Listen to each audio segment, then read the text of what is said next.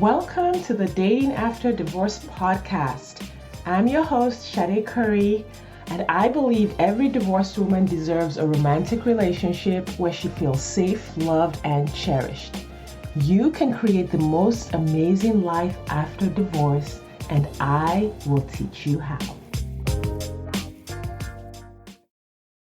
Hello, everyone. Welcome back to the podcast. I am your host, Shade Curry, and we are still on the journey of creating your extraordinary life and dating after divorce.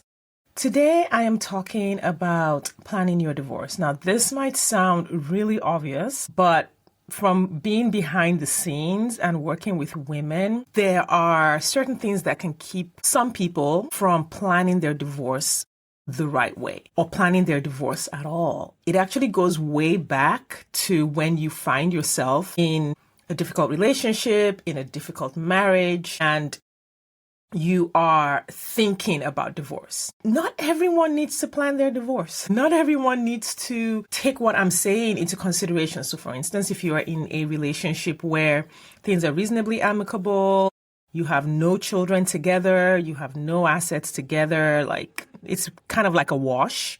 You don't need to plan anything. Like you just need to be like, hey, I'm done, you're done, let's be done, moving on. But that is not the case for a lot of the women who come to work with me. So that's who I'm speaking to. Like if that's kind of your situation, you might need some tips, you might need to learn a few things, but you're not going to need this kind of deep consideration around your divorce because you don't have the deep situations, you don't have the challenges, you don't have the possible high conflict situations. There are no high stakes to that divorce. So I'm really speaking to people who need to check, like, is this my situation? And if it is, you really need to spend some time considering how you're going about a divorce as you think about it or as you work towards it.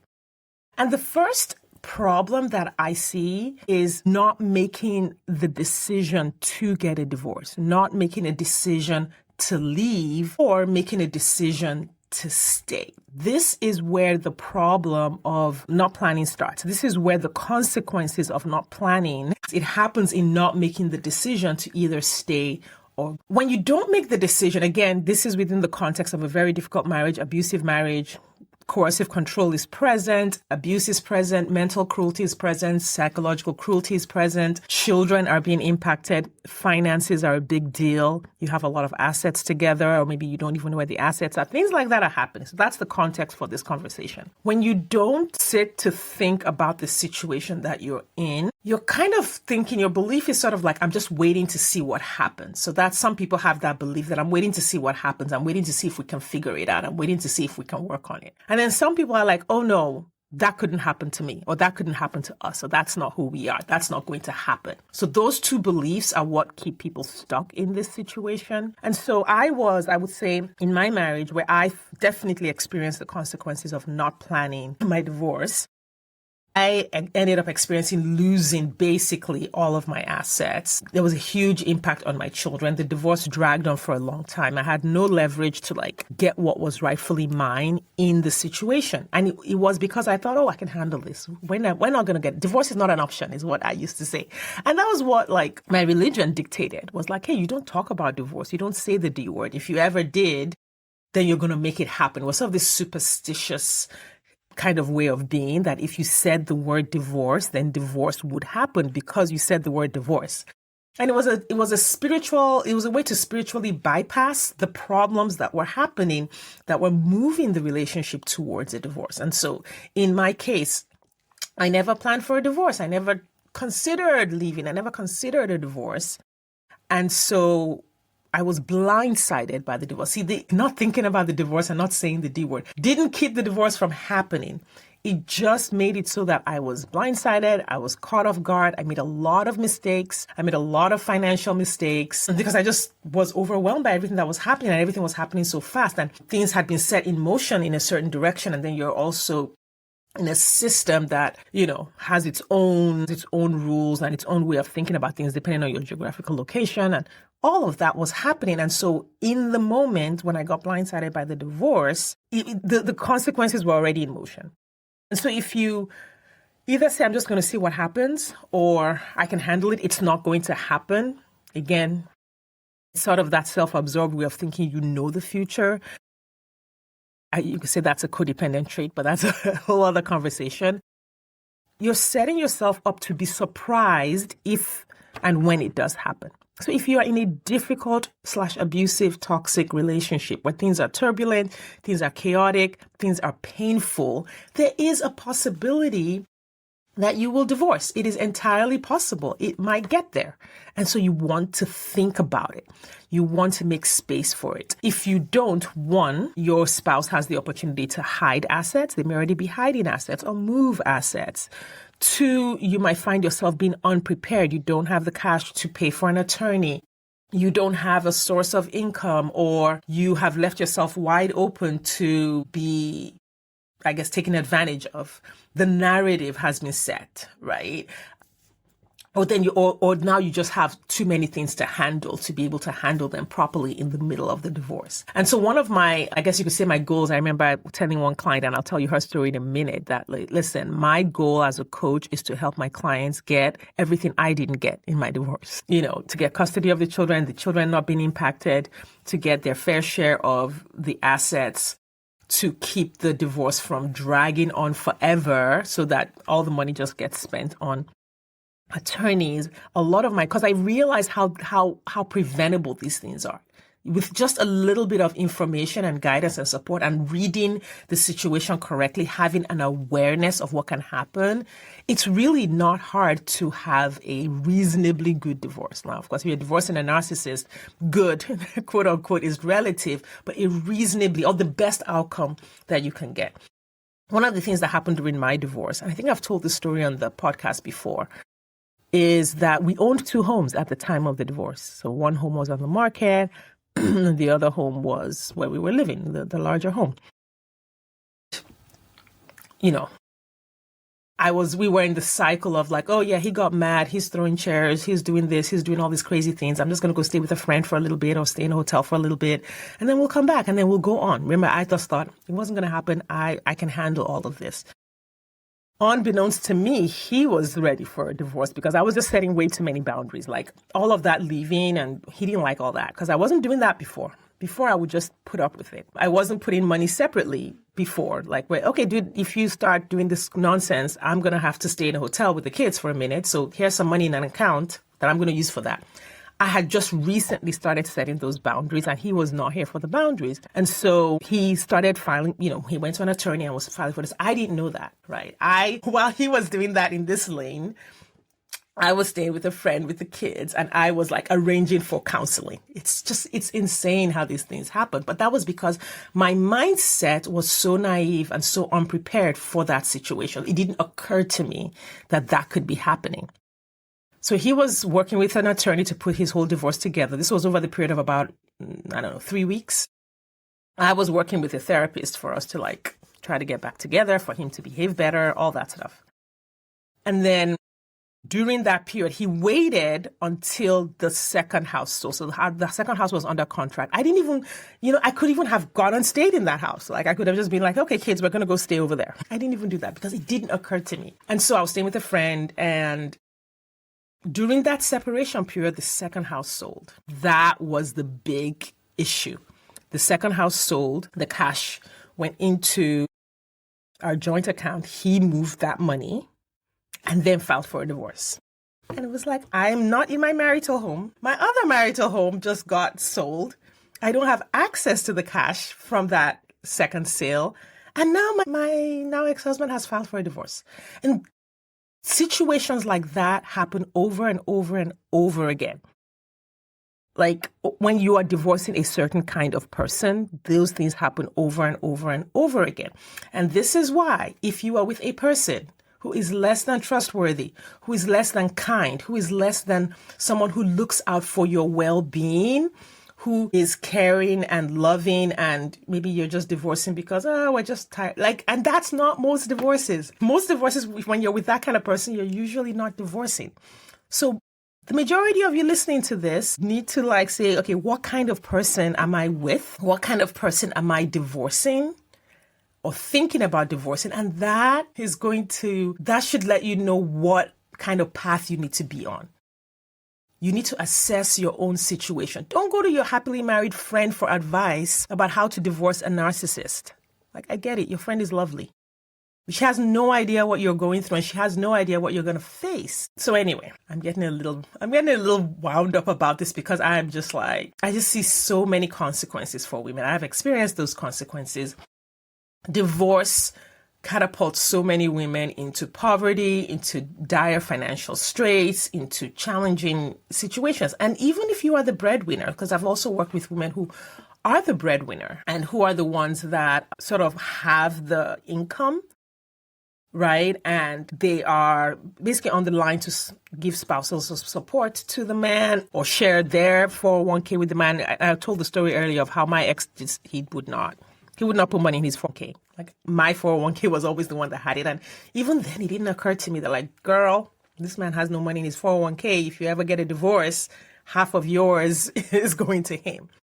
Right? So things like that are very important to think about. Even if you're not going to file for a divorce, even if you decide you're going to stay, those are situations that you need to think about. This is the real world, and facing reality. So one of the past episodes is this is just one way of facing reality, of coming out of the romantic love bubble that we are encouraged to be in, to come out of the fairy tale and the hope of the fairy tale and the desire for the fairy tale that women are conditioned to live in. We are basically conditioned to live like little girls in a world that is not going to treat you like a little girl when push comes to shove. This is a call to basically grow up in a good way, right? Not in a shaming way. To grow up, to be like, I need to be an adult around here, right? And to not accept the infantilization that gets pushed on you in romantic situations, in marriage situations, in relationships by religion, right? They force you to have childish, girlish responses to life versus a grown woman and adult responses to life. The reason older women are referred to as bitter when they speak up or they advocate is because you're pushing back for your equal rights. So people just assume that you're bitter because it is so much more pleasant for men and your narcissistic spouse and the world if you're like little girlish and you're like, oh, I don't know, I don't know anything about finances and I don't know anything about, the world, and I just need someone to help me and save me. I'm not going to say I tried that. I was that. It wasn't like I tried it consciously. I remember first court date and I was like, my ex was bringing all kinds of accusations and like trying to get full custody of the kids when he barely knew the kids' birthdays. He ruined all their birthdays. Story for another day. He would always create a scene and most of their birthdays he wouldn't show up.